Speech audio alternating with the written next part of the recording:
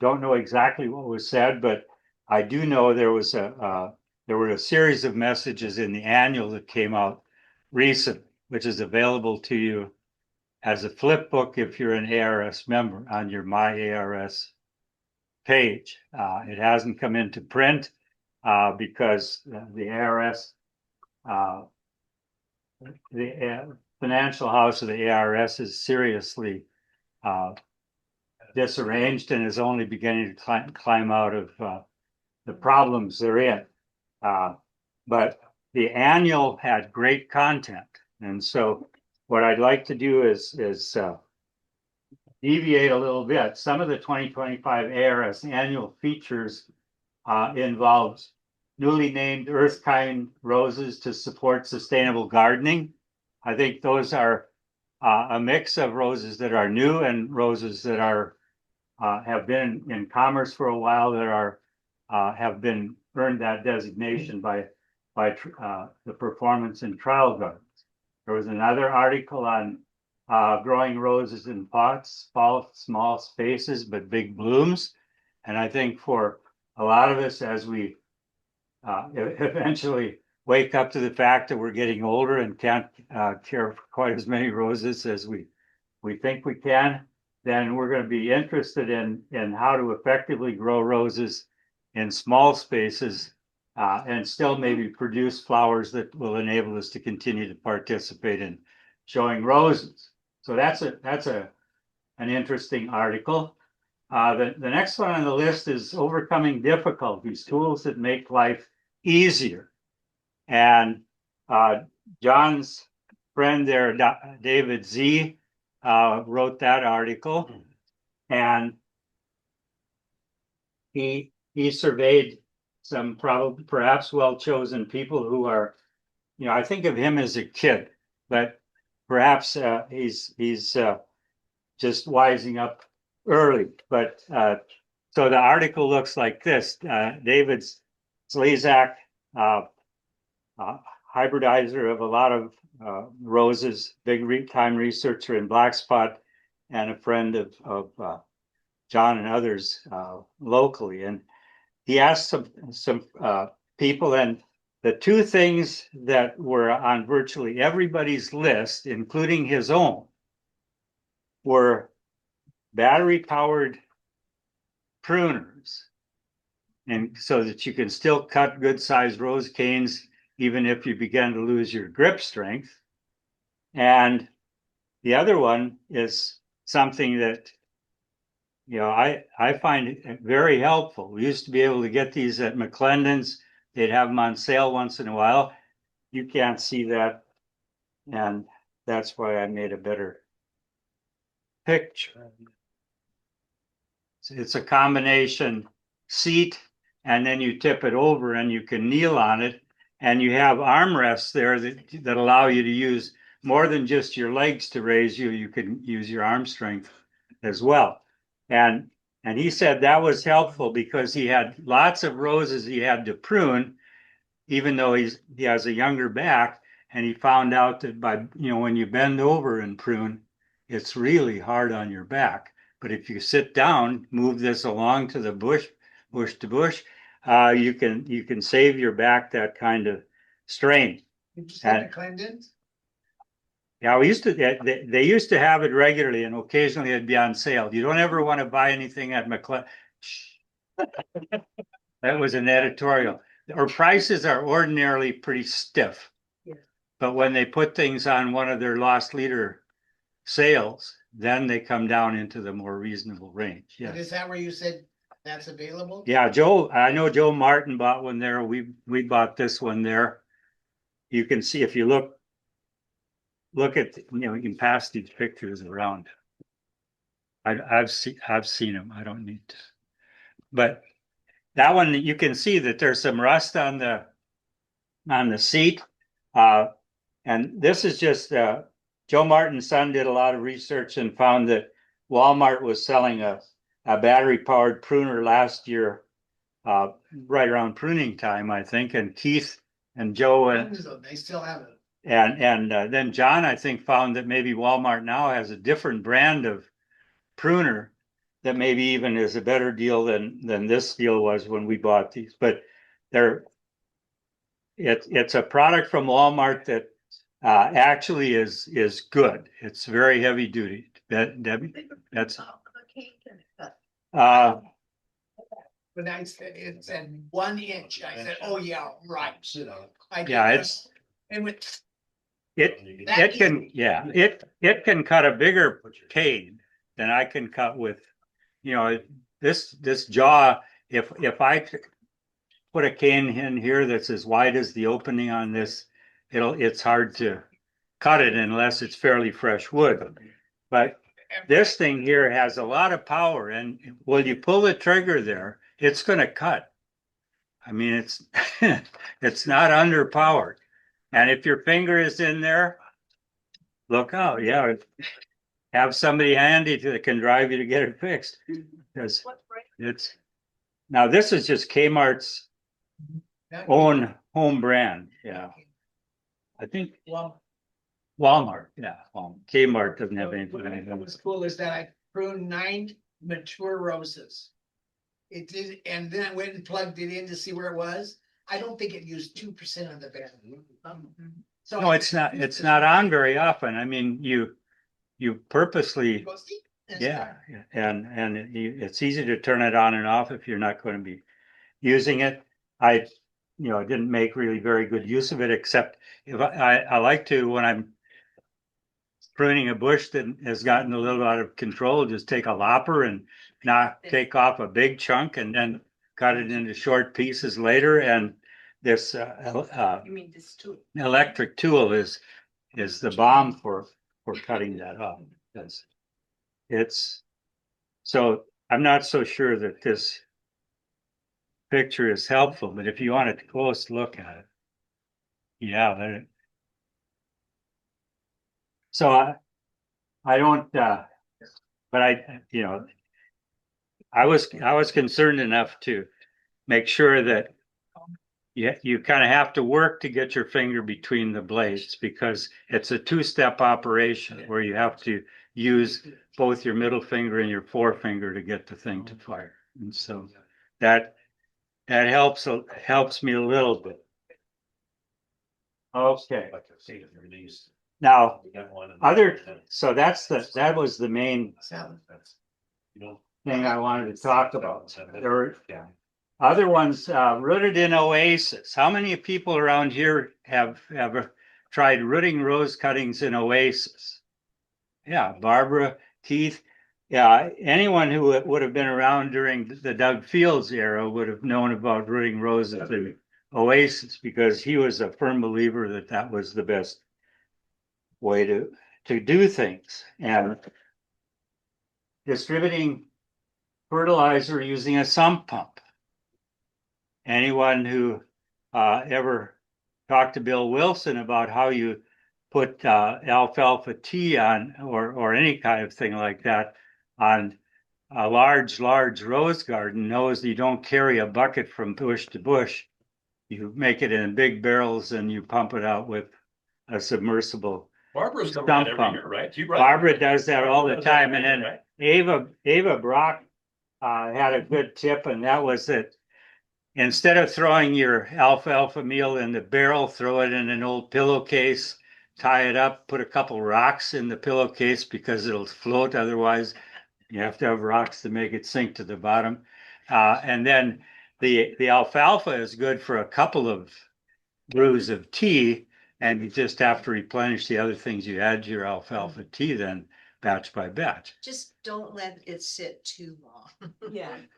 I used the sump pump on my big garbage can full of that wonderful tea. And it was a nice warm day. And when I walked to the front of the house, everyone down the block was yelling, "What's that smell?" It was bad. Well, has some of the aroma of a barnyard, but there's nothing bad to step in as you're walking through. Yeah, Bruce. Yeah.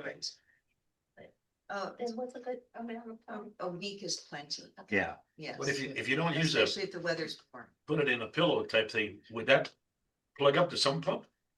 I don't think it, yeah, I think that it wouldn't plug the pump, I don't think, but if you're, when Barbara is distributing this, she's using a water wand with a diffuser on the Plug end, up the nozzle. and it would plug up that nozzles on that. Yeah. So this, works pretty slick, and I think that it isn't so much a matter of whether you, even a matter of whether you use alfalfa tea or not. That's certainly you can grow great roses without that, but it is something that gives them a little bit of a kick, and it's amazing. We put chelated iron as one of the extra additives in that alfalfa tea, and it turns the foliage a dark green overnight. I mean, it just is highly effective. And so if you want to get your leaves looking as dark green as they naturally can, then use some of that chelated iron in there. It's a foliar application? Yes, we Put in the newsletter, the recipe for. oh, we will. It'll come later in the year when it gets closer to the time to do that. But yeah, it's and I think the original recipe was put together by, what the dickens, Howard Walters or somebody like that, well known, had a recipe in the ARS magazine that we've sort of doctored up a little bit in between. And then a do-it-yourself fertilizer blend that really works. And if you go to your My ARS site and look at that article, it's remarkably like the sort of thing that we do when we put a good high-grade potting soil like Tagro potting soil, and then amend the whole using the Dennis Consmo's Mighty Mix. And so on that handout that some of you picked up, I think that we have some of the details about what the additives are in that in the Consmo Mighty Mix there. I think the ones that Barbara and I try to make sure we put in there are superphosphate, dolomite lime, and for sure, if you have any doubts about what your pH is, make sure you have your soil tested. Gypsum, we don't do so much.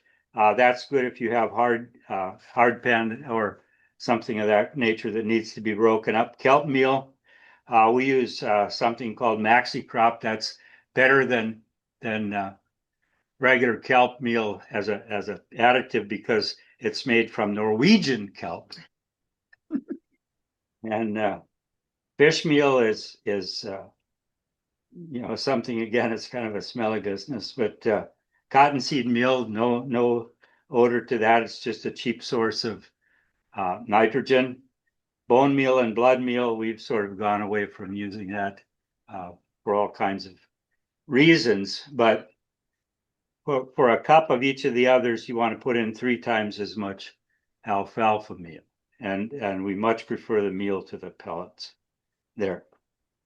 And we also, that's about it. More about that perhaps later at some other time.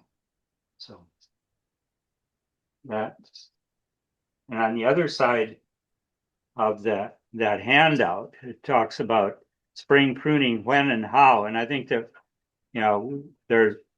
we've had some discussion now that for most of us, it's way too early to start pruning our roses unless we enjoy that a lot and want to go out and do it again later. But if you really only want to do it once, wait a while before you get started. Forsythia and quince is another one of those things that blooms in the spring. That's a good indicator of when Mother Nature is telling us that the growing season is about ready to kick off. And we'll talk maybe a little bit more later, but the old garden and rose climbers are roses that need special treatment. And John has a great program on pruning climbers. And I think the the best advice is that if you have an old garden rose and you're unsure about when you should prune it, think about how it behaves in your garden. If it's a once bloomer, then you prune it after it finishes blooming, and then it's able to grow some wood that will produce flowers in the subsequent year. If you have a repeat blooming old garden rose, like hybrid perpetuals and some of the things of that nature, then those bloom on the wood you can produce after a springtime pruning. So you don't have to treat them in any particularly special way. Okay, so other things that are here, I have a bunch of show and tell stuff that we'll get to. Okay, so what do we do in the springtime? It's the usual thing. We always talk about what do we need to do, why do we do it, and when. And so mostly a lot of it has to do with the things that you do year round. You can, as John Mo mentioned in one of his recent Q&A sessions there, one of the things you should do early, maybe as soon as we're even now, do a horticultural oil spray to get rid of some of the things that can come around to plague us later on. That would be the very beginning of a disease prevention program. Pull those weeds because they'll, if you let them go to seed, then the game is on the way to being over. And I think we had a discussion once about whether it was okay to blow the debris out of your bed with a leaf blower or whether you were just spreading disease around when you did that. And my conclusion is I don't care. I'm going to blow the stuff out of the bed. Because if you start fiddling around under the rose bushes, then pretty soon you've got blood running on your hands, and that's another whole deal again. So the blower is the way to go. Run your lawnmower over it, send it off to the composting, away you go. Do not fertilize. No matter whether you just bought a brand new bag of granular fertilizer, don't use it until much later. And we'll talk more about that, but do not fertilize at this time of the year. When you're planting newly planted roses, you should not add fertilizer to the bottom of the hole other than this organic things we were talking about. Look at your roses though, and see if you can see any problems that you can take action on now. If you see a crown gall on your rose, then you can do something about getting rid of it. Not the bush, but the crown gall itself, and do it with some care. Look to see if you have any evidence of rose stem girdler. In some of John's program, he showed us some great photos of what happens if you take one of those stem girdler swellings that you see on the canes of your roses and split it, and you can see the track of the girdler in there and why it is that this big cane you have there that has one of those little swellings at the bottom all of a sudden will just decide to break off. And the cane is essentially dead on the inside. Other kinds of undesirable bugs, I put that in there for those of you who feel like you want to think about treating for rose midge and things of that nature, prevention being an important part of minimizing those problems.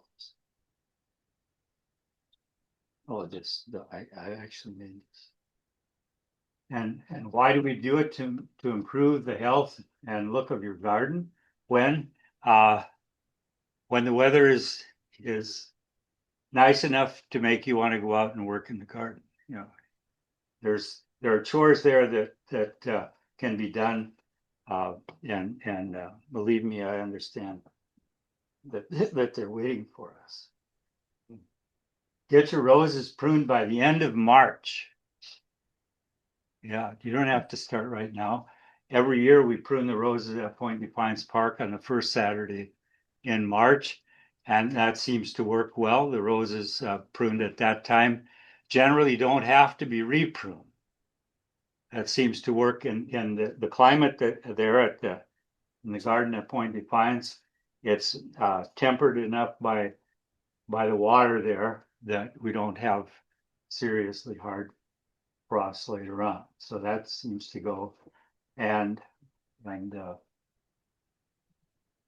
we'll generally not begin to work on pruning in our own garden until later when the forsythia blooms. And I'm hoping for a late bloom this year.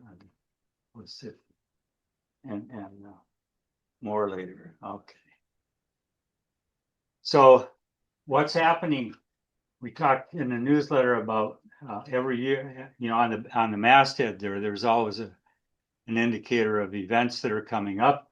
When we were at the home show down at the Dome show, we were handing out little flyers that talked about events that happened early in our rose year, and prominent there was the Rose Point Defiance Rose Garden pruning on Saturday, March 7th. And so we start at 9, we quit at noon. Sometimes last year we quit earlier because of what I called corn snow, but Elena Williams looked it up and she said it's graupel. Graupel. It has to do with the German word for pearl barley, because it looks like that apparently to a German. I don't know about that. The garden sale on March 21st this year. The setup is on the 20th, and we can use help on both of those days. And then the other thing we always want to have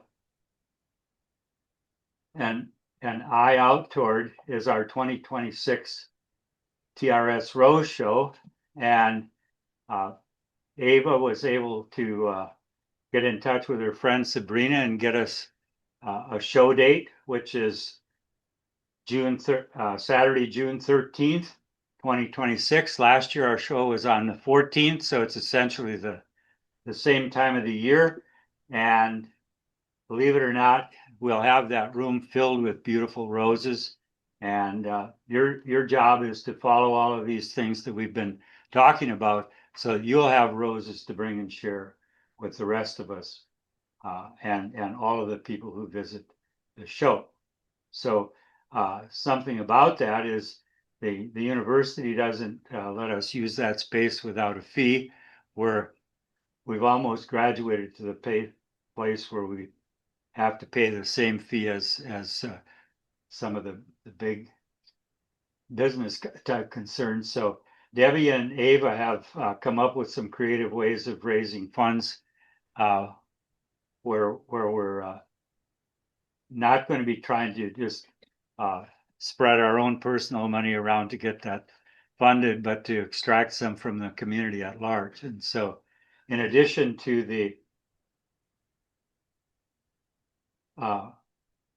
roses that Raft On and donated that were sold at our auction in the fall, and those that were taken first off to Point Defiance, we have more roses in Steve Herbig's care, delivered first cut from Raft On's donation, and so there's more than we've sold in any past garden sale to fund the roses for Point Defiance. We have a lot of additional roses that people have been fostering, and I think the first date that is on the schedule for that Ava and Debbie have come up with is April 13th. Is that 11th? And it's here, right? Here. That's right. Parking over there. So you'll have, we'll get together a list of the roses that are under foster care, get that circulated so that I don't want you to not buy roses, but I want to see if we can sell some to other people as well. And so we'll make sure you have a list of the varieties in case there are some things that you absolutely must have. Then they'll be at a fixed price. So the way you make sure you get it is what? Be there first. be there early or, yeah, be near the front of the line. And we'll, in good faith with the people who bought roses at a fixed price at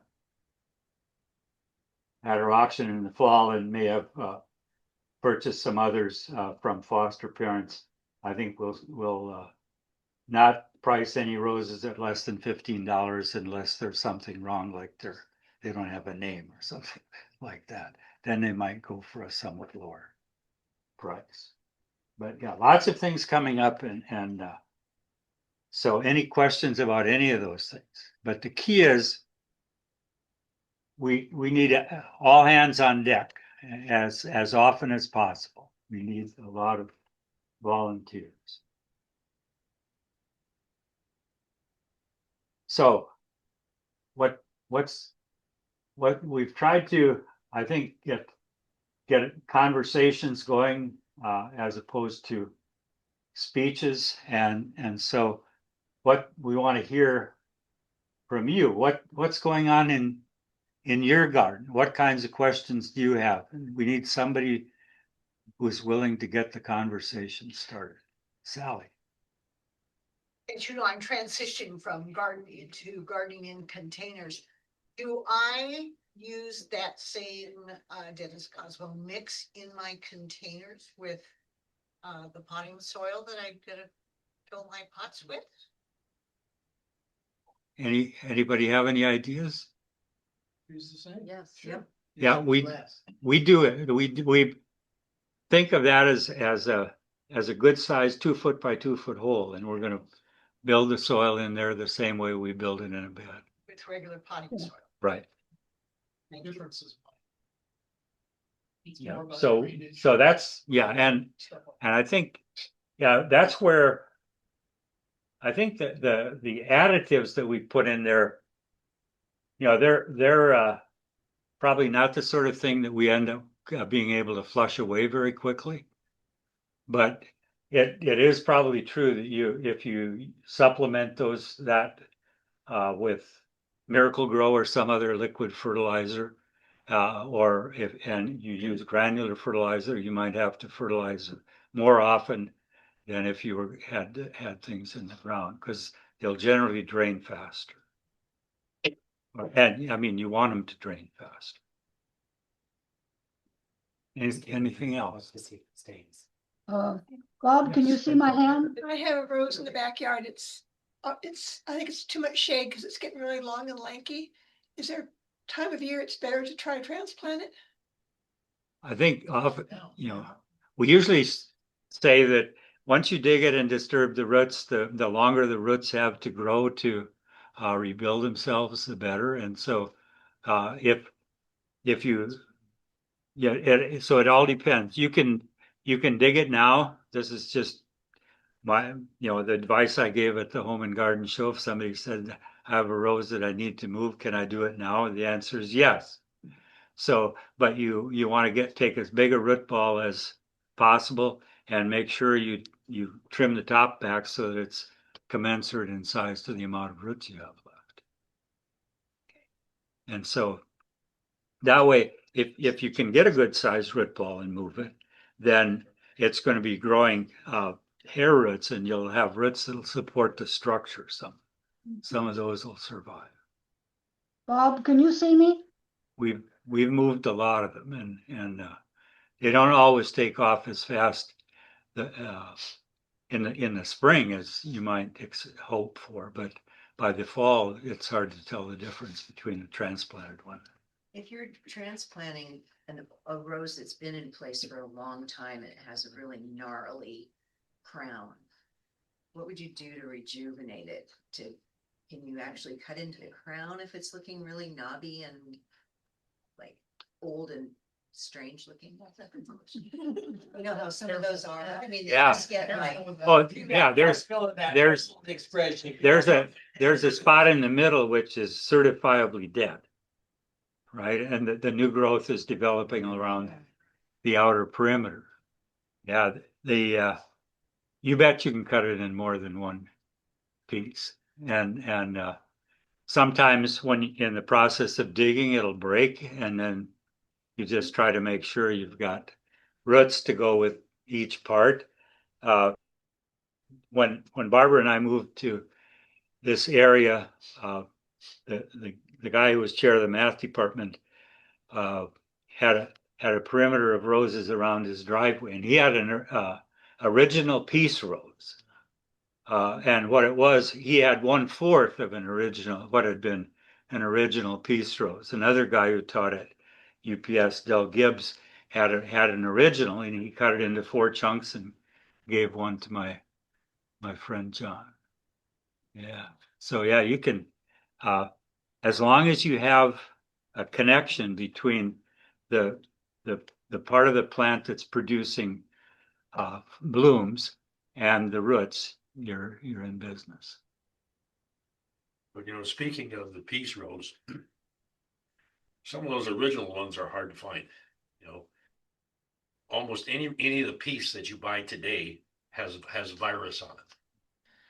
Because it was somewhere years, many years back, it was propagated on rootstock that that had it, and it's been, cuttings of cuttings of cuttings, it's, number of generations, and that virus still carries through, so that you'll see it on the foliage. So if you can ever find one of the original ones, that would be a nice one to get some cuttings from if you want to propagate. And it's long out of patent, because that came out in 1944, 45. So it's long out of patent. So it's permissible to propagate it. If you can get some cuttings of the original one, that's they're hard to find. I haven't seen one in a number of years. No, that's right. I think that you have to almost know someone whose grandparents have been growing roses, and they continue to live in the same house. Jeff? I found one, it was planted in 1955. Mhm. And never been touched, fertilized or anything, but it's a big, huge thing. And how do you tell it's got virus? Well, you can see it in the foliage and the leaves. You'll see like some yellow on some of the veins and some Like mosaic? yeah. Yeah. Yeah, it's it's I can't find any of that. uh, What I found are a few leaves that are a little bit ripple. That's not it though. No, All green. Yeah. no, that's not. it's probably It's a some. mosaic. If you can look that up in the consulting. Yeah. That's a one. How do you know for sure? I think that, I don't know that you can tell whether, I mean, they treat rootstock by heat treated as a way of getting rid of that virus now, and have been for a while. But sometimes you get a rose that's been propagated on some old Dr. Huey that hasn't been treated, and so you can occasionally you'll buy a rose that turns up to have mosaic, but not very often. And I think that some people like that unusual foliage. No, but it won't win you any prizes in a rose show. So yeah, and it's very characteristic. And so if you have a peace rose that you've been watching there that's old, that's a good place for. Where do you live? Where's we could drop by and get a cutting. No. Oh, it's in Auburn. Oh, in Auburn. In the backyard, and I can have all the cuttings I want. Okay. Okay. That would be, I think that there are a lot of us who would appreciate having a chance to try to root a piece of a peace rose that was virus free for sure. Yeah, that would be wonderful. Yeah. They don't have any point defiance either, do they? No, I think all of the peace roses that are growing in the park now have been planted in the last 10, 12 years. Yeah. So but I haven't noticed that there's a big problem with virus, but it's always, the potential for it is always there. So yeah, but they bloom well. Yeah, it isn't, as far as a garden that's featuring maximum bloom for effect, I think that mosaic doesn't play a real big role. Any other questions? Problem? No. Okay, so, well, don't stop asking questions. Just keep right on with the questions. So I was going to put something about propagation, but I decided not to do. There's that stem of your new peace rose right there on the table. This is, this, you've all seen this. I think the way to get it to go on is to pretend like we're watching it there. You've seen it. But so this is Simon's sweetheart, and John has the best story about that. It's a rose that was supposedly, I think, it was a sister seedling of Jean Lajoie, Ed Simon's rose, and he gave it, somehow Ralph Taylor ended up with it. It was one of our favorite old time TRS rosarians, and he had that growing at his house, and I think that he gave it to John, and I think it took John probably half a day to dig it out of Ralph's garden, and that was in the spring, I think, when we had that dig out of Ralph's roses, and John took a good sized root ball, brought it home, and it's been thriving ever since. And for my money, this is what Simon's sweetheart looks like. I like that a lot better than Jean Lajoie myself. I think it's better. You know, it was still just an unnamed seedling when I got it. Yeah. And then there was I mean, Ed Simon was a Seattle Rose Society member and one of the original founders of the Rose Hybridizers Association. And so they some of the Seattle folks come up with a name for it. So then I got a hold of the folks at ARS and told them the story about how I got it and what it was from. So I was able to register it. And with the hybridizer of Simon too. Yeah, yeah. Right. So yeah, that's a great story, and it's a great plant, and I think that its growth habit is a lot is certainly lends credence to the fact that it's a sister seedling of Jean Lajoie, because it's a climbing miniature, and so it produces canes 6-8 feet tall, and tends to bloom more in sprays, this open form. I really think it's a beautiful thing. Okay. Okay, next, in terms of what the Rose Society is going to be doing as we move through the rose year, we're going to, as we said before, prune at Point Defiance Park on March 7th. Steve Herbig there in the vest. He'll be there, I think, and he'll probably have that vest on, so you can always spot Steve. But he tells us what the goals are for the rose garden there at the park, and generally the way that impacts the job that we do there on March 7th is that he'll give us some indication as to what size they'd like to have these plants be on an average. If we see dead, diseased, or damaged wood, we of course prune till we get to good, healthy wood. But generally, they leave their plants bigger than maybe some of us would at home. And we can't just go there and freelance. We have to prune so that the Point Defiance Rose Garden has the look that the people responsible for that garden prefer. If we like to cut them to our knees in the fall and our ankles in the spring, then that's a philosophy you'll just have to abandon for the day. That's not the way we want things, or that they want things done. But prune to good, healthy wood for sure. There's the gazebo, looking about like it would now when we'll show up there on the 7th of March.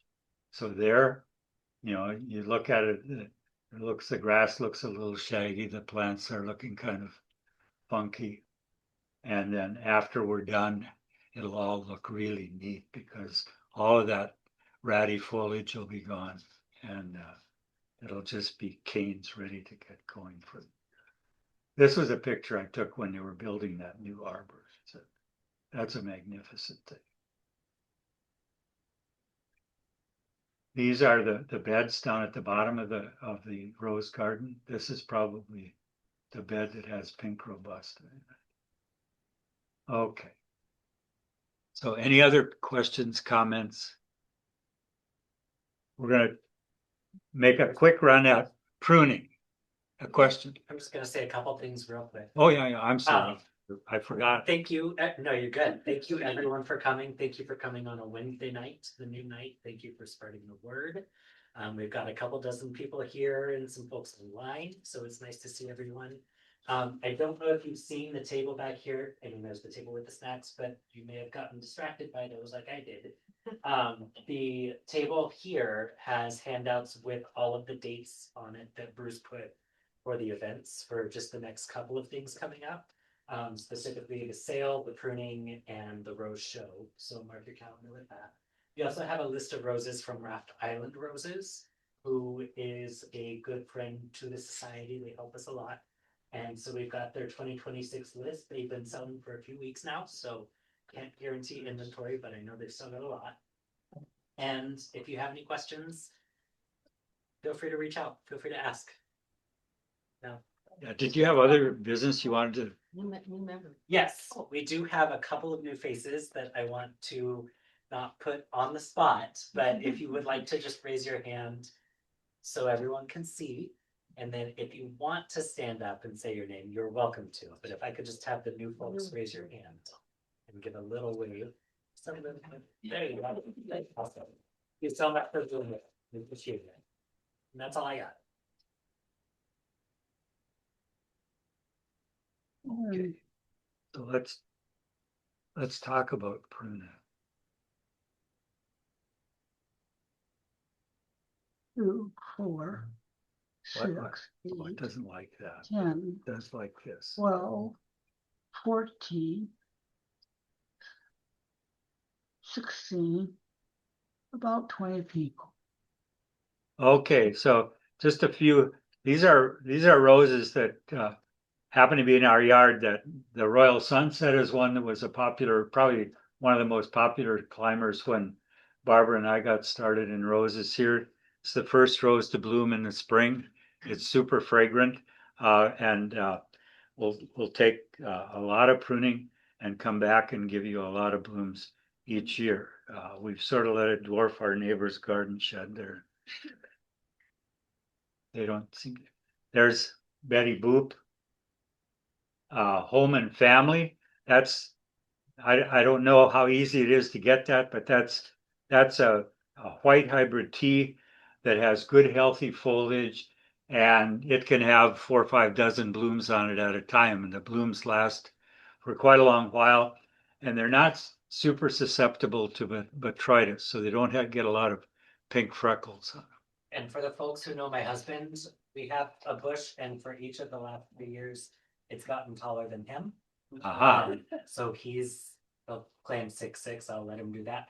But it's taller than him each year. So Yeah, no, it's a great rose. So look for that one. Okay, so we pruned for 2 purposes: to improve the health of the plant and then to improve the structure of the plant. And I think that all year round we can be pruning to improve the health. Anytime we see a problem, we should try our best to address it. And now when we do our final pruning in the spring, we can try to take care of the things that go under the heading of improving the structure of the plant, opening up the center and things of that nature. And so we get rid of dead, diseased, and damaged canes. I think that there's a 4th D I like to call the other one demented. I think John came up with a better name, dysfunctional. It's those canes that sort of do their darndest to go in. We're trying to keep the center open, and they are bound and determined to grow through the center. And so we can get rid of those things as part of improving the structure. If for no other reason.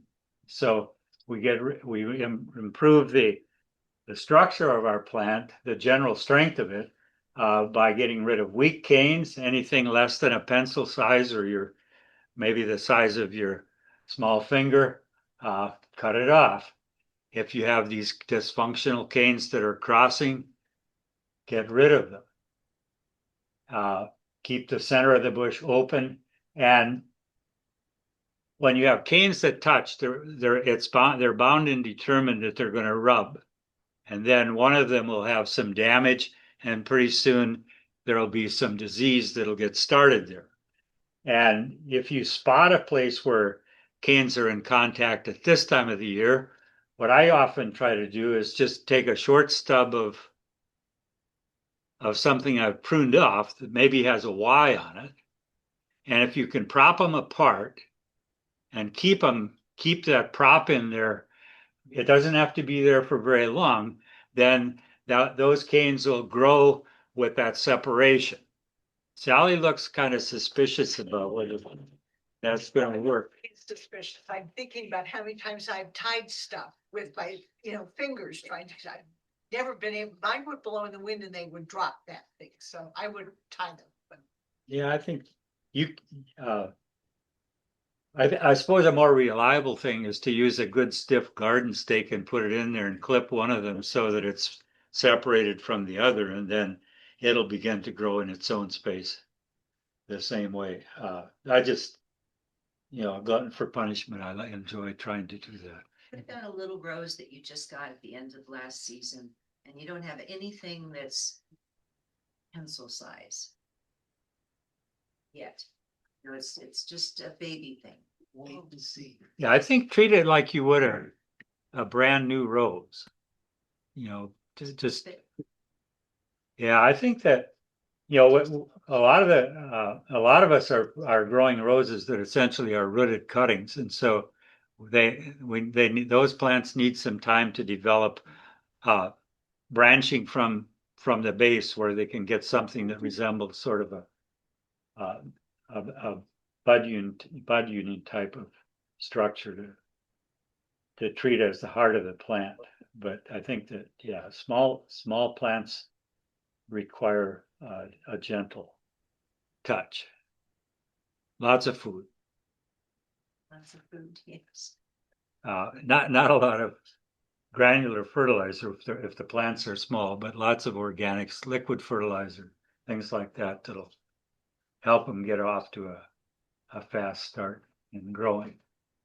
And so I think that one of the questions that often we want to address is when to prune, and we've been spending a lot of time talking about when we get started with our pruning that's coming up now. But in the fall, people prune at various times to get rid of top growth, to help control, get rid of some of that excess foliage that could become diseased if we're not continuing to do our disease control.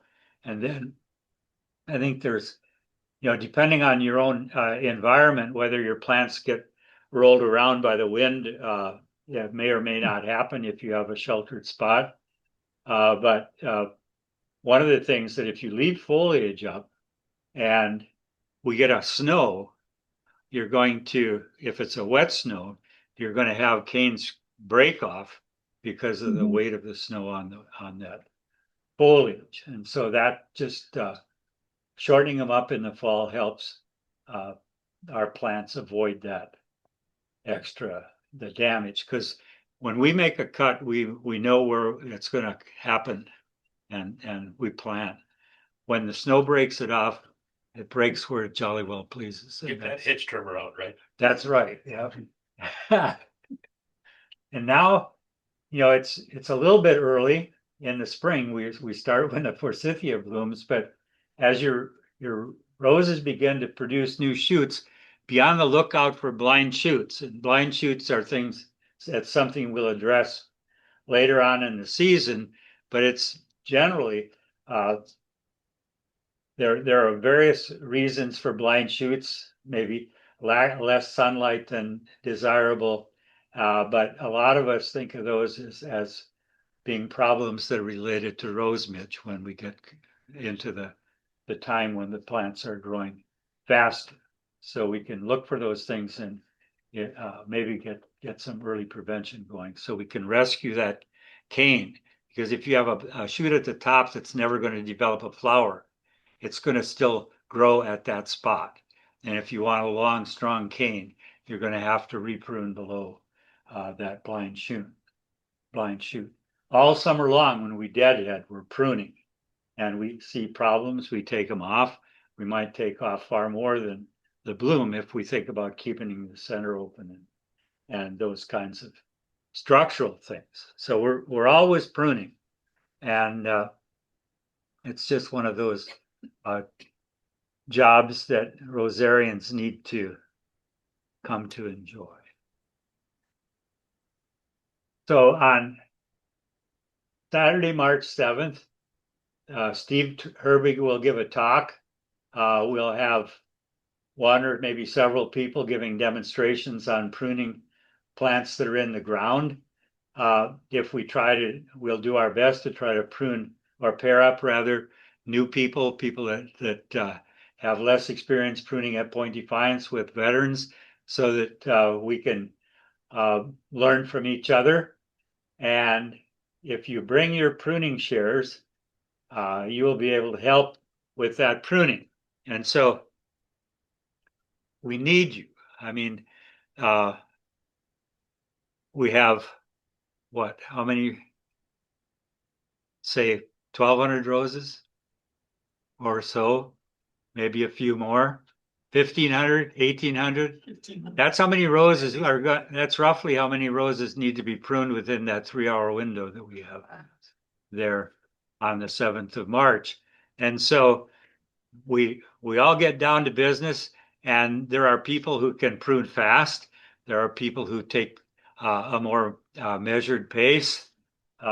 That's probably will be me, but the main thing is bring your shears, make sure they're sharp, and if you need your shears sharpened, we'll have sharpeners there that we can do some touch up, and maybe you will have enough tools that we can adjust the tension so that the cuts your pruners make are nice and clean.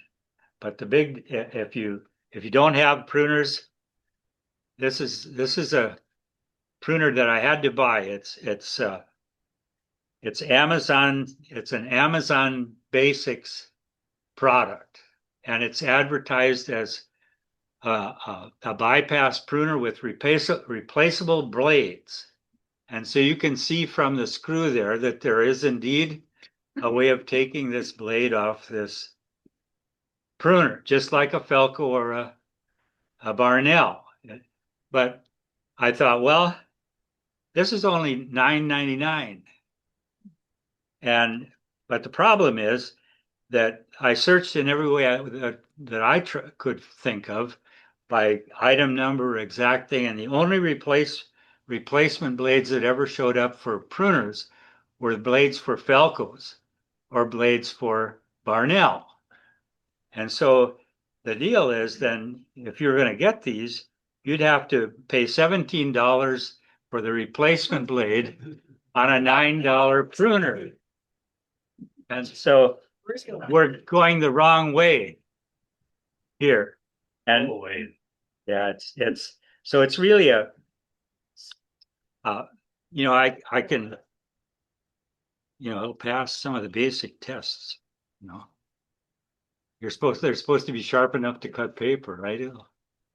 It cuts paper well. How it'll perform on some of these rose canes, I haven't, they're still new, but you can buy what I think is probably a pretty good quality pruner, but it's definitely not one you can count on being able to replace the blades, but you can buy a brand new one for under $10. So that's, But yet even on the Velcros, I have a pair that I bought at a garage sale 30 years ago.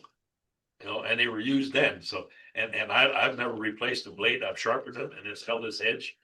Have you ever replaced the blade on a Velcro? no, these, we bought, when there was a nursery in town, corner of Pearl and 26th, I guess. Carini's had a nursery there in the old days, as well as the Carini nursery out in Lakewood. And when they went out of business, it was fairly early in the time when Barbara and I lived here. They had these Corona pruners were $25 a pair. No, yeah, and they sold them for half price. And so I was able to get 2 pair of Felco pruners for $25, and they work as well today as they did in 1970s. Those are Velcros? Yeah, these are Felcos. They're number 4. They're not the number 2, the fancier Felco, but they'll cut anything that I'm strong enough to, that I have enough grip strength. And I, I just sharpen the blades. I never, you never sharpen on the other, on the, you sharpen the blade, you never sharpen the hook, and you exactly follow the bevel. And the quickest way to turn this into junk is to sharpen on both sides. You're guaranteed to lose whatever quality you have for your cut. You'll turn it into an anvil style pruner for all practical purposes. So when you checked Amazon for the name of that, what did you call it? Oh, this? Yeah. It's Amazon. It's a bypass pruner, and it's an Amazon Basics product. So it's just like the stool I'm sitting on. Birthday presents for a lot of my family. Yeah, no, I think it looks like a pretty good quality pruner, and but you can't beat Felco. Barnell, it looks like the blade probably would match that, but Do you know anybody that's ever replaced a blade on a Velcro?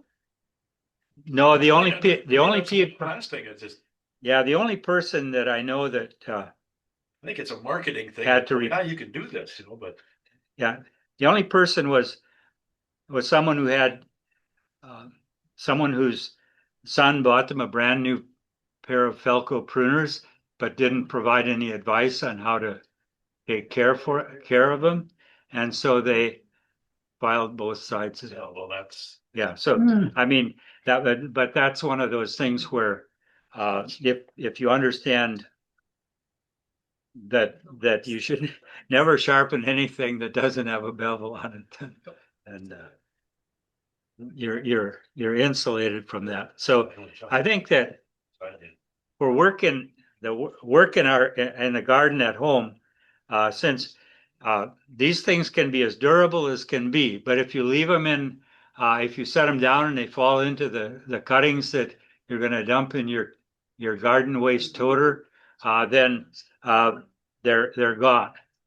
And so, I'd That was about 3 years ago. Oh, no. so this is no, so I try to take care of these, but the good thing is you can't destroy these. These are bypass pruners. They're adjustable enough so that it'll pass all the no, it didn't. Okay, so the blades are sharp enough, but the other thing that can go wrong is you have to have just the right amount of tension between the hook and the blade, so that there's no gap that can develop. So The beauty about Velcro pruners too is that they make a number of many different models. Both for the real large ones and then a smaller size, and they make them for right-handed and left-handed folks. And so and they have they have pruners too that for people that have lesser grip strength, they have a rotating handle so that it eases the stress on your hand. So we use bypass pruners always. And Barbara has a fancier version of this, but the pruners that'll work really well on minis and mini floras and some smaller canes on other roses as well are, this is just a Barnell, but it's a bypass pruner. Every pruner we use is a bypass. And so you can buy bypass pruners at the dollar store. In And- multiple colors. Yeah.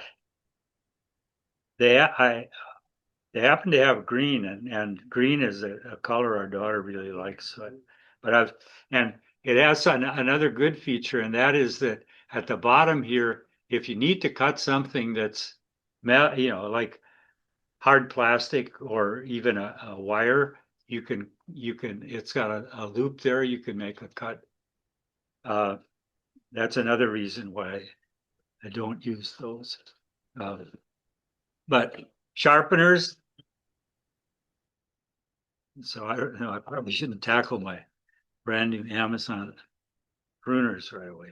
But you know that you attack the bevel. These sharpeners were ones that were recommended by the person who ran the booth for, what was it, Florian? Were those pruners that? That's a ratchet. Yeah, Boring. the ratchet pruners, and then those little bypass pruners. But that guy recommended these, and we got started on them.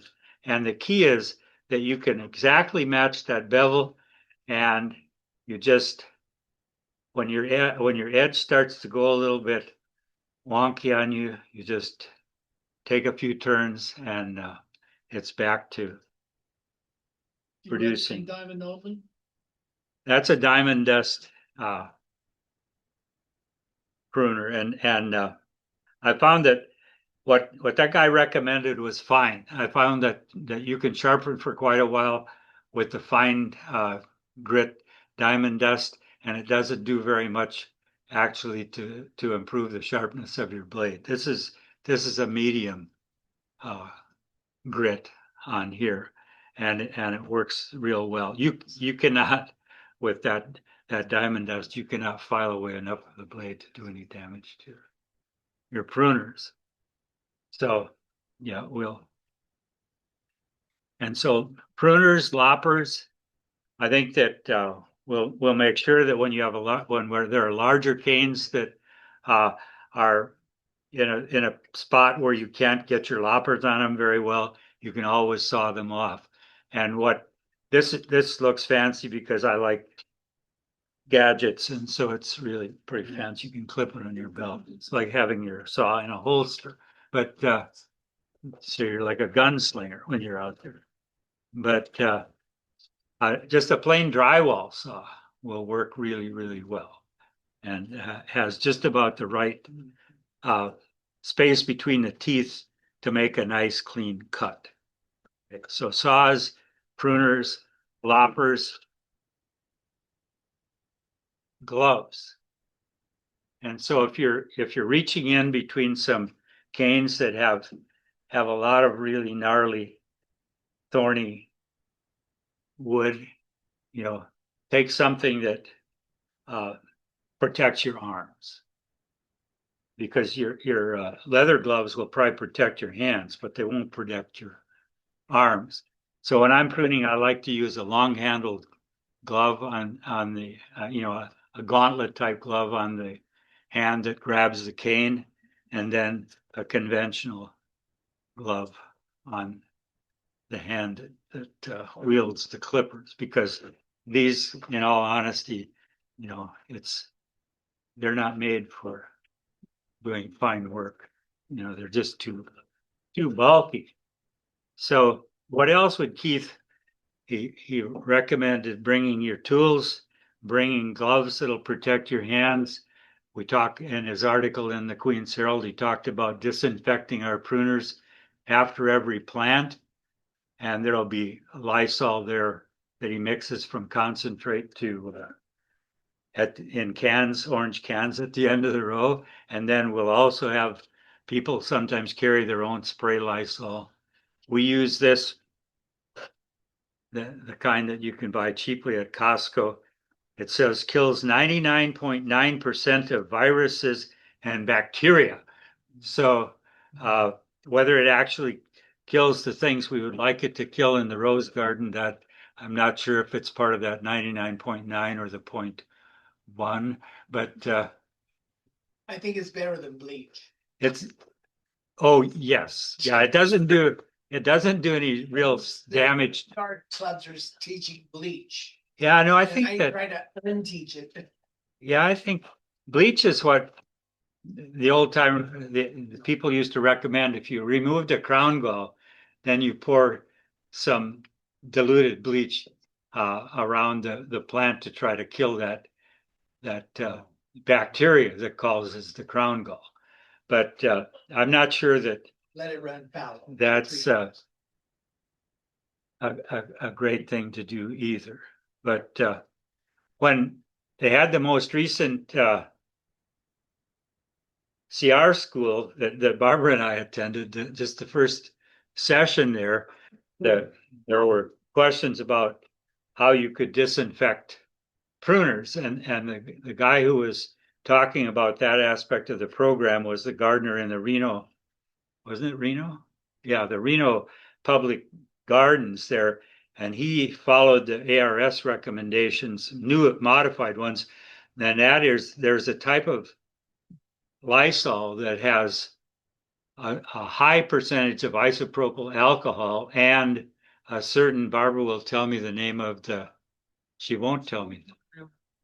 It's a certain kind of ammonia that will actually kill the bugs and not harm the plant, not corrode your tools. Non-hydrous, quaternary ammonia? Could be. There's non-hydrous.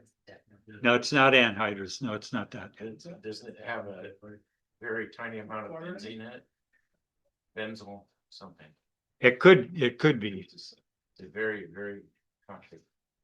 Yeah, I think that's gotta be, if that's in there, you don't, you want to be careful not to. Maybe it's better to just leave it alone.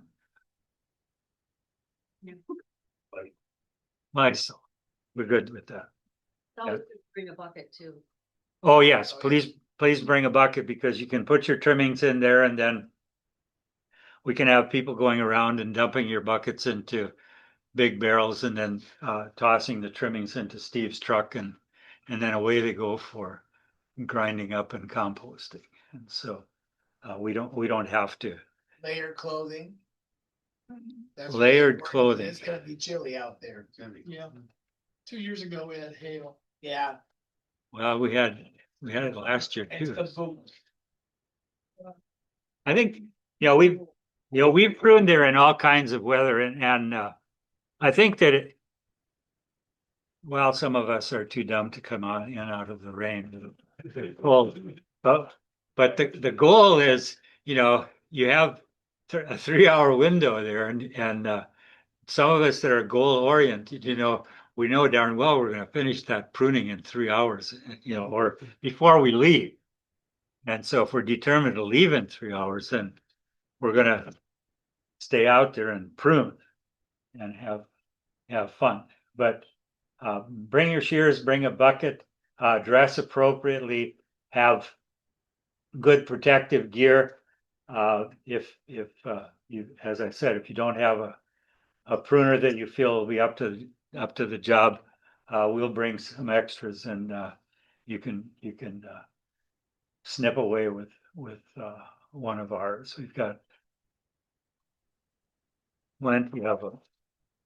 I like that Amazon Basics, but one of the things I was hawking last year was another product from Amazon. And I think this came, get about it. This came with two pruners for about $12. And one of them is, if you set this side by side with the same size Corona, it's identical. The nuts, the springs, everything looks exactly the same. I need to do double the work, one in each hand then, right? That's right. And then if you need something to get into a slightly narrower space, it comes with another bypass pruner, which is, Corona makes one something like this. So you can, and the Corona models, which are no different, are probably about $25 a piece, 20 to 25 when you find, buy those at the McClendon's or someplace. Yours, or it was with some other item? These, this is called Work Pro. They have a whole bunch of Work Pro tools, which are knockoffs, almost identical knockoffs of other brands.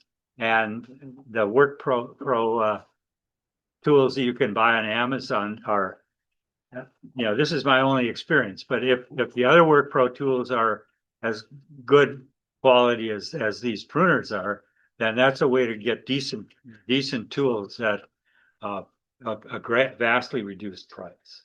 Amazon has done all kinds of stuff that we have reason to be upset about, but they have proven to be, for us, especially during COVID, Amazon was essential.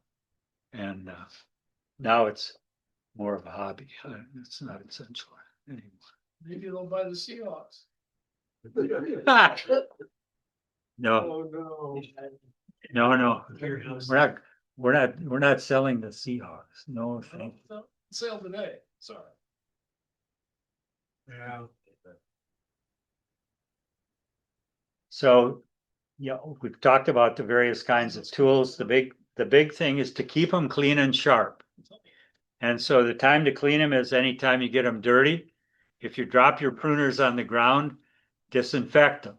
If you stick them, if you drop them and the blades go in the soil, wipe them off and then disinfect them. I mean, make sure you keep your tools clean. Saws, I just spray them off with Lysol. And I don't try to sharpen a saw. Drywall saws are pretty cheap. So there's Barbara's favorite Florian pruner there. It's an anvil style, but it has a real sharp blade and a gentle cut. There's the diamond dust pruner, and there's a Falco, a bypass. There's a saw, and there's a lopper. And that's an expensive lopper I left at home because it was one of those things that I got by the good nature of Mike Peterson. So I that stays at home, and it's more of a museum piece than anything else. That's a Falco lopper, and these Barnell loppers work every bit as well. And you can buy them in a couple of different lengths. This is a length that gives you a fair amount of flexibility in terms of the canes that you can attack on a plant. The longer the handles, the less options you have about adjusting them inside the plant. So if you need the leverage of a longer handled pruner, then probably my recommendation would be to use a saw and cut it off that way. There are ratchet loppers too. Oh, yeah. Yeah, I'm It's great. Big thing. no, I'm Yeah. I'm staying away from the ratchety tools. No, going for the bypass. But so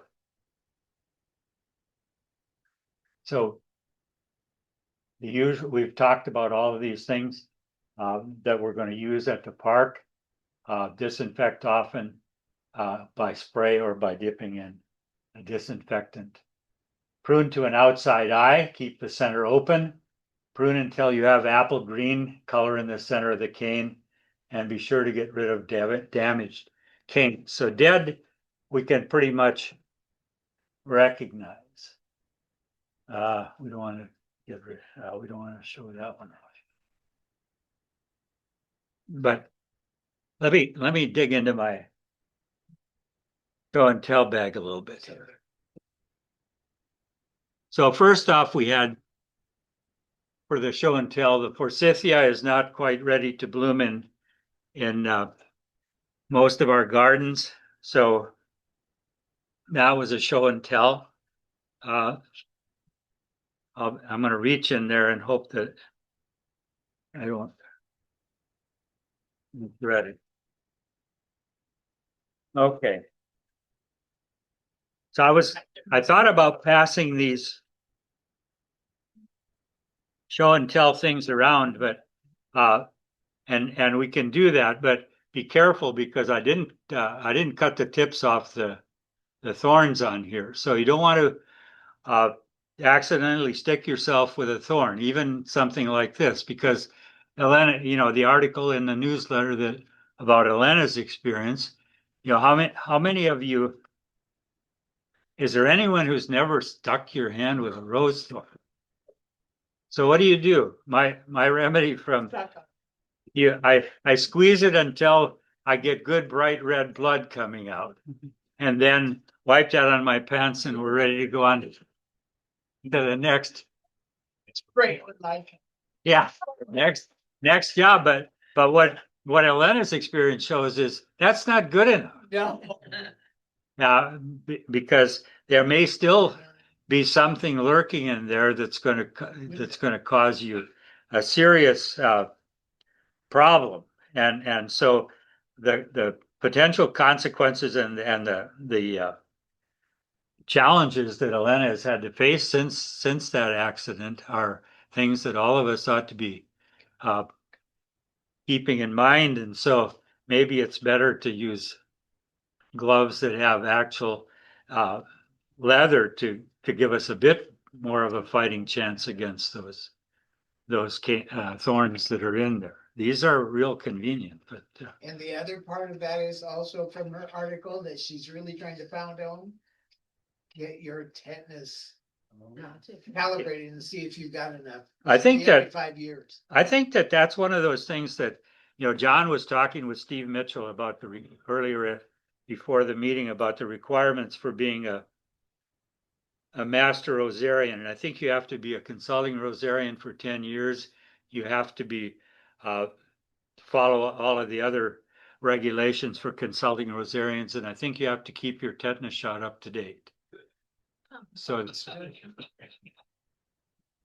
it should be a do as I do and not a do as I say sort of thing. So yeah, I think that would be a good one to add in there. But the reason I took this little sample is that someone, me, thought that he could get away with,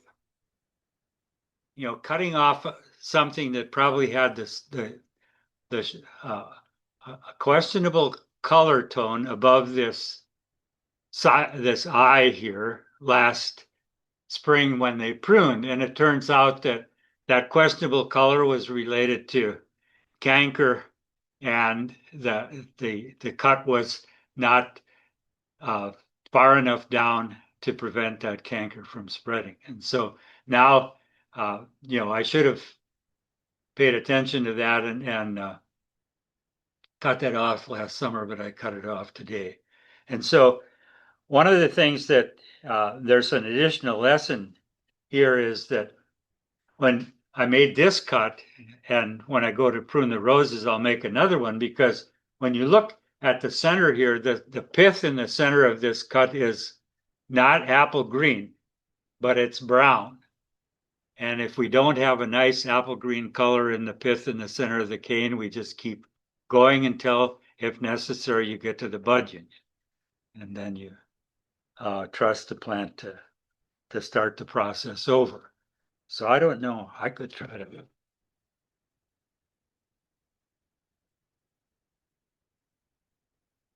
cut the tips off this.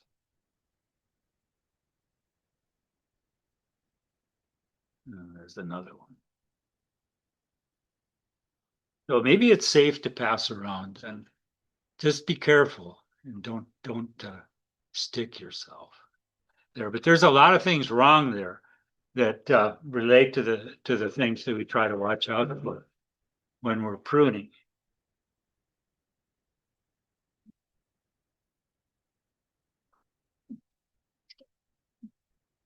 So I just cut this, it's hard to tell, and this one I'm not going to pass around, but you can see there's questionable color on the cane there, kind of a purplish color.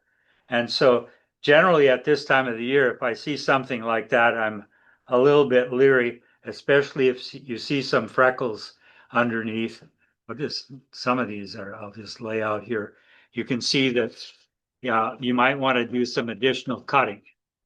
And here's another one of the canes like that. And here you can, on this one, you can see some damage spreading around the thorns. You know, you just keep going until you have something that doesn't have some suspicious coloration. At the park, when we're all working together, just ask someone, you know, if you have a question, ask, because chances are someone on the other side of the row that's pruning nearby will have an opinion, and you can talk it over together and come to a good choice on what to do. I think that, you know, on a rose that you're hoping to have produce large flowers, you know, this is too small. This kind of wood, getting rid of probably a lot of that. We didn't do much in the way of fall pruning, but this is a nice green looking shoot. Although at the top you can see there's almost some canes there that almost look singed, and that's an indication, I think, that there was probably a bloom on there that had botrytis, and that botrytis has started to work its way down the stem. So if something looks fishy, ask.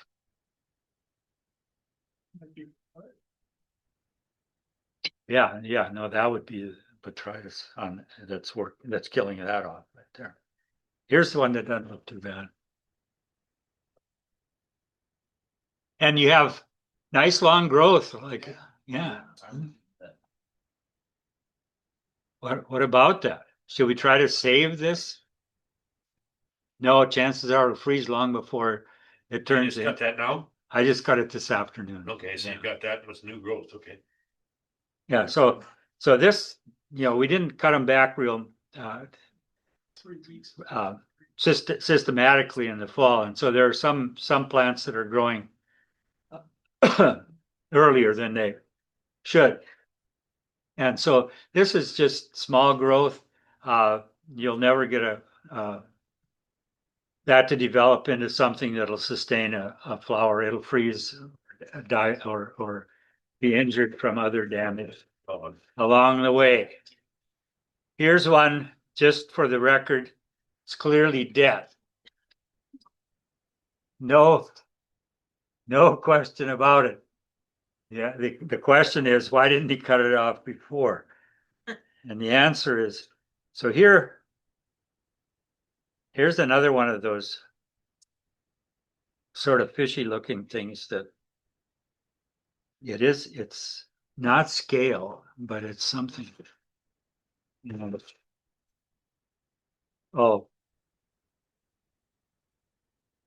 and this is just another example of one of those things that has brown pith in the middle. So there are examples.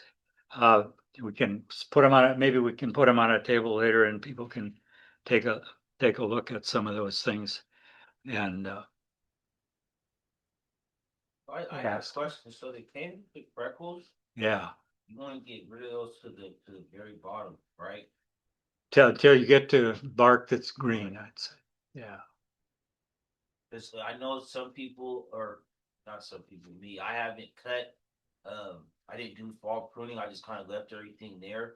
So there probably is some damage from the last few or couple months, so just want to be sure. Yeah, we're sort of in that position right now in a lot of our plants, and that is they're going to get a really serious haircut. They're going to end up being probably by the time we're done about a third of the size they are right now. Yeah. There's, you know, and never fear, they'll have blooms by June. You know, if you say that often enough, it'll be true. Or July. or if all else fails, bring them to the fair in Puyallup in September. Like Mike, remember, you know, to him, the only thing he needed for spring pruning was a pair of loppers. That's right. You don't even have to hardly bend down if you have a long hand. Once you cut them off ankle high. Yeah. Prune once yeah, that was, Rose is a tough plant. Yeah, It wants to grow. you, Once you do that pruning, you're stimulating that to replace what you cut off. Right. So it's, yeah, you're sending it a serious message, and I think that the only way you can get in trouble is if you cut below the graft. Then you have trouble. And so what does a good pruning cut look like? And as John says, it's the Goldilocks principle. You can see that I can't use a pointer here, but you can see those bud eyes. They're all lined up there, and there's a leaf scar. That was where the leaf was the year before, and so in the center of those leaf scars, there's big healthy buds. And the first one is too short. If I cut that close to the bud and at any sort of a slant at all, the bottom end of the cut is below where that cane is going to come out. So structurally, that's not something that's going to last. Any sort of significant size develops there with big flowers, get them a little wet, it's going to break off. If you leave it too long, then some dieback can start. And if you cut it about, I think, 3/8 of an inch on any sort of an angle that isn't too steep, then you're in the just right zone. Straight across, but a little bit of a slant might be slightly better. And make sure that the center of the pith and that center of that cane is a good apple green, and away you go. And so we just, and here's a part of what, John has this great program on climbers, but the lower part of this diagram here is how John created something similar to that with his Imagigraphics program or tool in PowerPoint. And so if you esplay the canes on that climber, then there's a lot of those bud eyes that are going to be more or less at the same level.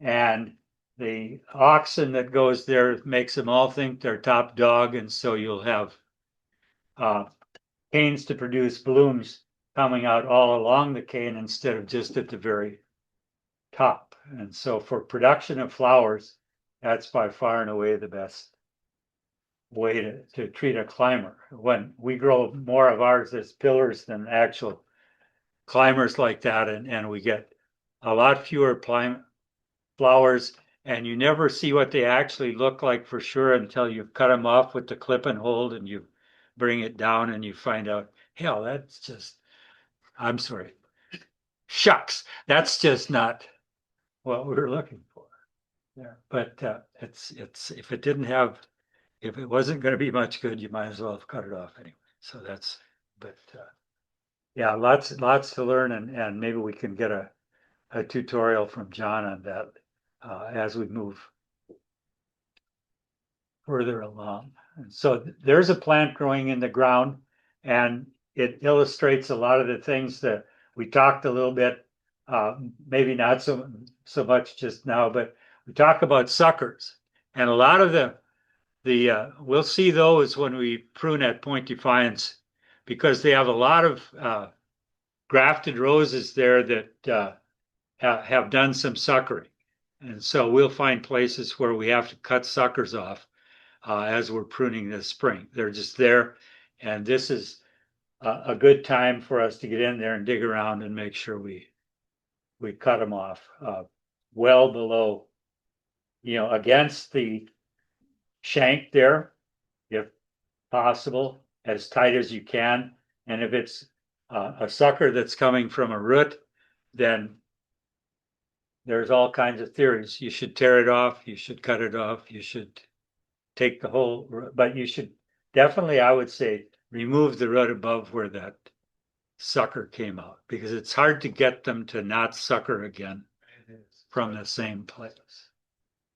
So, and then the rest of it is, cuts up there to get rid of the old stuff, cuts in the middle to get rid of the crossing canes, cut down there at the bottom to get rid of one that's just demented. It's crowding things out. So we'll have a chance to do a lot of that.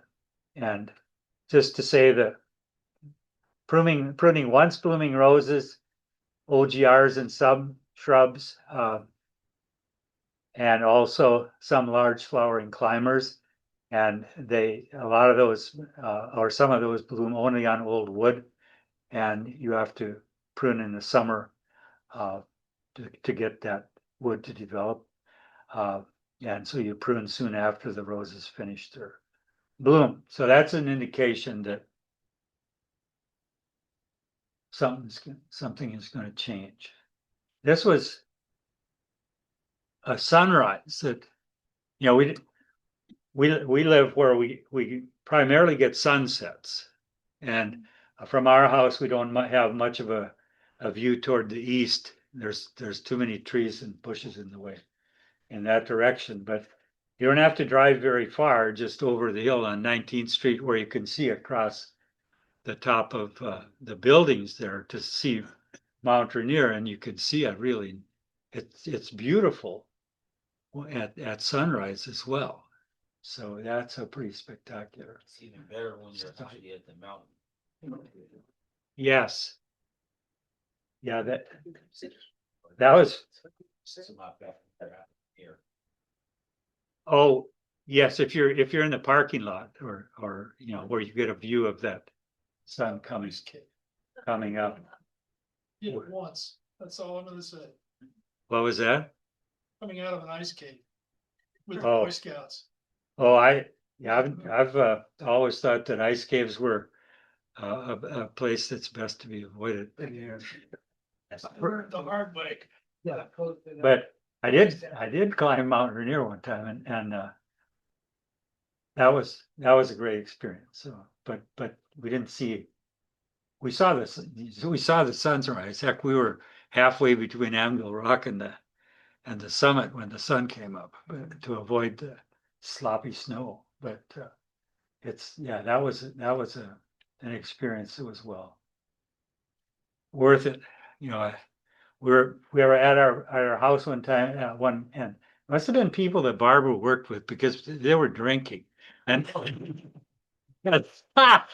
but it could have been people that I worked with too, because I heard about this from somebody that was there, I suppose. And so he said, "What was that story you told about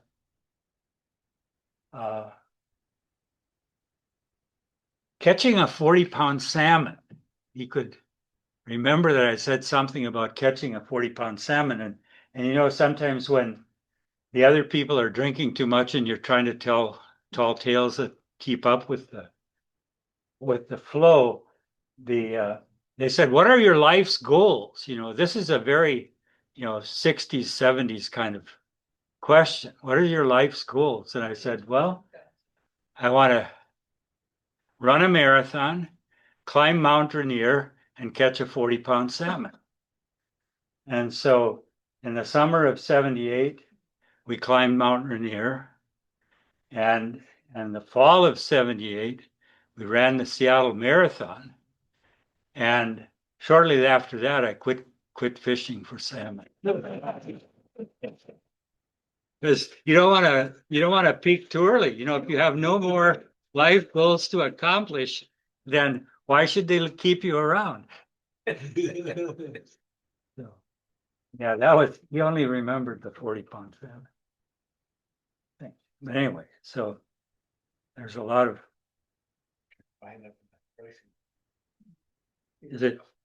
Have you had enough? So it was mentioned that there might be something about planting also. And so it could be that this was just to be a transition to planting. And so here's what we would say, and it sort of doesn't differ whether you're planting whether these are going in the ground or going in a pot. We think of the pot as just a surrogate for that 2 foot hole that you dig in the ground. And so 2 foot diameter, 2 foot deep, that's the recommended size. You can fudge on that a little bit with if your plants are smaller. The soil mix from the CR manual is we're supposed to yield a rich sandy loam soil, and the basic structure that's often recommended is a third each of native soil, sand, and organic matter. And we add the Consmo mix at planting time. And once again, for emphasis, no granular fertilizer at the time that you plant. And so there's the soil triangle. I think that probably taken from the CR manual or something similar. And so you can see along the bottom there, there's that the horizontal line represents the percent of sand. The axis on, as you're looking at it, the left-hand side is the percent of clay, the finest of particles. And then in the other side, the percentage of silt, which is slightly larger particles. And so we want to be in there for the sandy loam where roughly 50% of the soil mix that we're planting in is sand.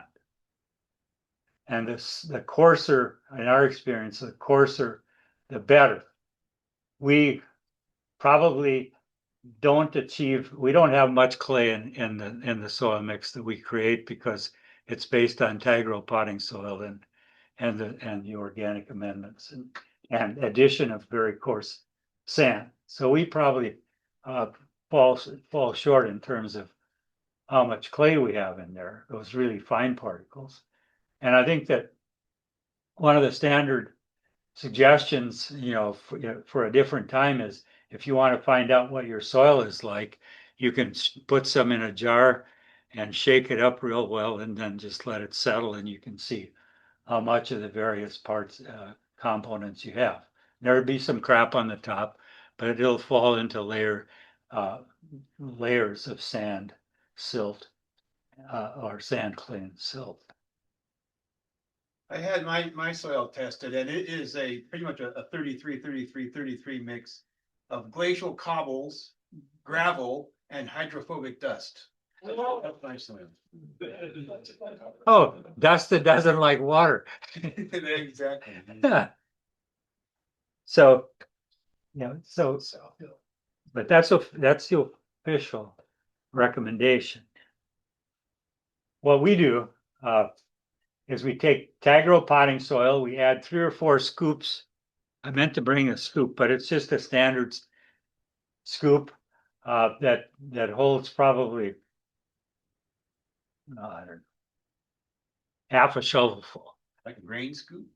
Yeah, about something like that. Yeah, it's a good size scoop, and we put in 3 or 4 scoops of sharp sand, and we mix it in one of these trays that they sell at the big box stores for mixing small amounts of concrete. And we put the soil in there. We put enough to tolerate 3 or 4 scoops of sharp sand, and then we add and we mulch the plants with super dew. That's an additional source of organic matter. And we've had bad luck. We tried a couple times buying 3 and 5 weight soil mix, but we ended up one time with the first ever horsetail we had in our yard. Unfortunately, we got rid of it. But you can never tell what that soil, how they blend that soil, and cook it. Yeah. that's right. You can get a lot of live weeds in, and not necessarily as bad as horsetail, but a lot of weeds. And so I'd rather keep the weeds that we have as opposed to introducing brand new strains of weeds that from some other exterior source. So we just mix it and go. And here's another one of those useful diagrams from the CR manual and it tells based on the pH of your soil. That's something that you have a shot at testing, but it shows why at the pH level recommended for roses is on what's listed there as slightly acidic between 6 and 6.5, because almost all of the nutrients that show up is either macronutrients, secondary nutrients, and the important micronutrients are available within that pH range. If you get alkaline soil like they have across the mountains, you can see that on nitrogen, the first one there, it's not very available at the pH that naturally occurs there. So they have to acidify their soil, and we have to generally raise the pH of our soil as opposed to trying to. See, because our normal soil right now here, we're just a 5.2. Yeah, So so you we're, can see, so you can see phosphorus is really not much. It's phosphorus is particularly tied up for us. yeah, Why we really need the lime. yeah. So we gamble and routinely lime, and it seems to have worked. But there's a reason why, a good soil chemistry reason for the recommendations that are made.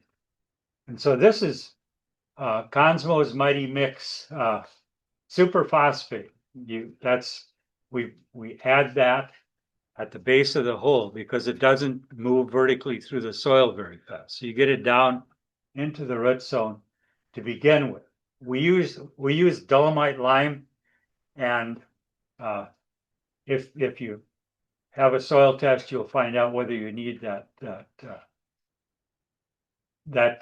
type of lime or whether a calcitic lime is good. Just lawn lime is good.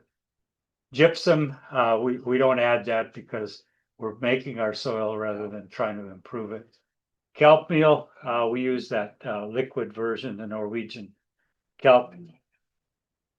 Fish meal is we don't often use that anymore. It's kind of stinky. Cottonseed meal is, if you can find it, it's good.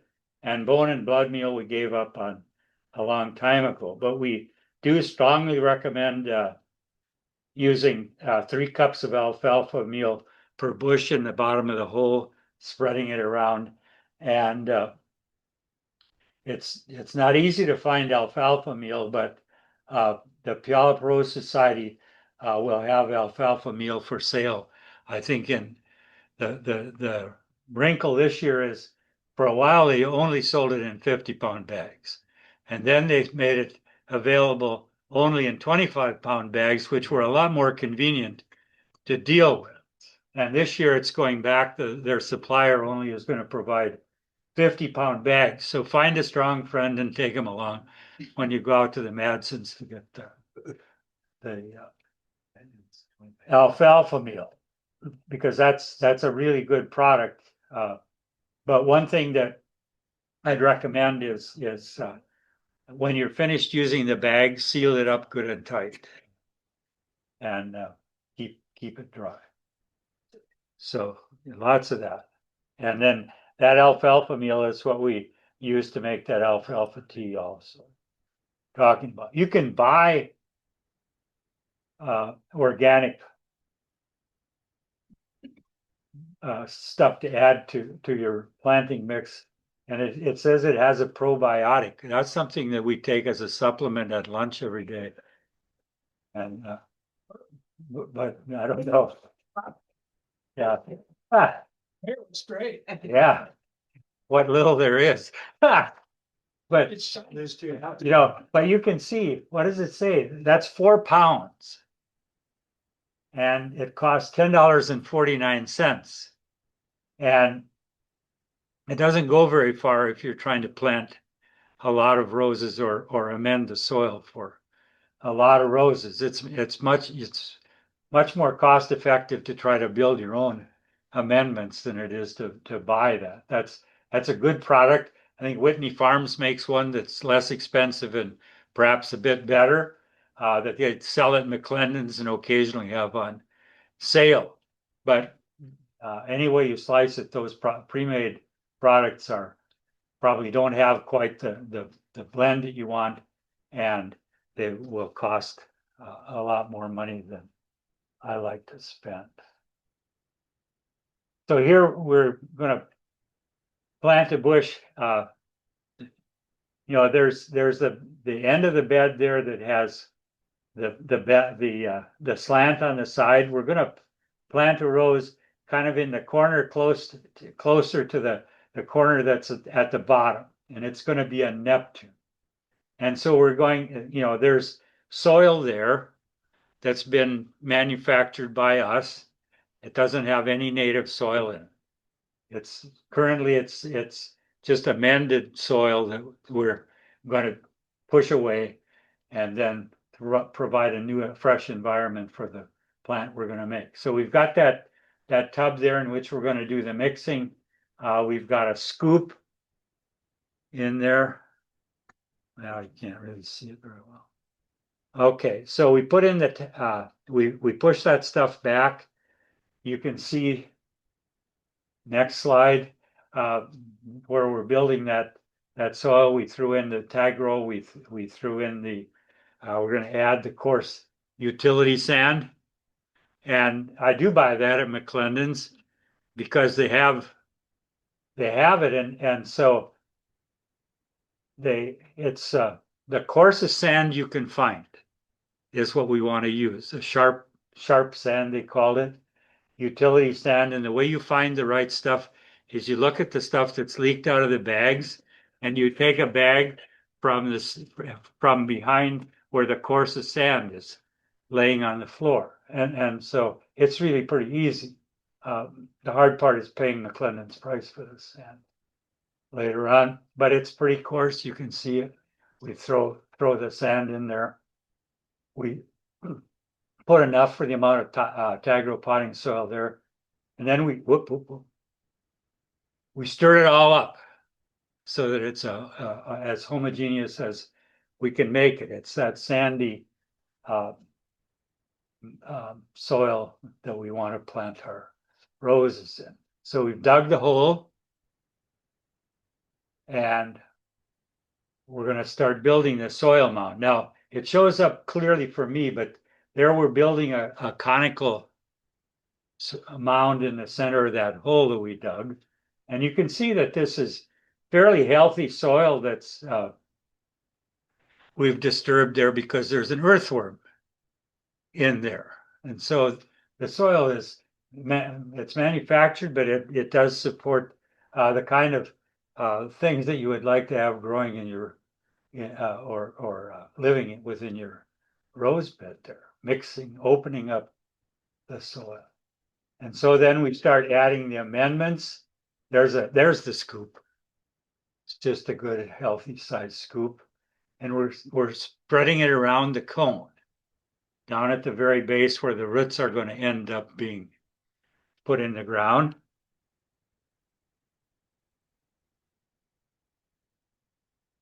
And then we add more of that Tagro sand stuff over the top of the cone.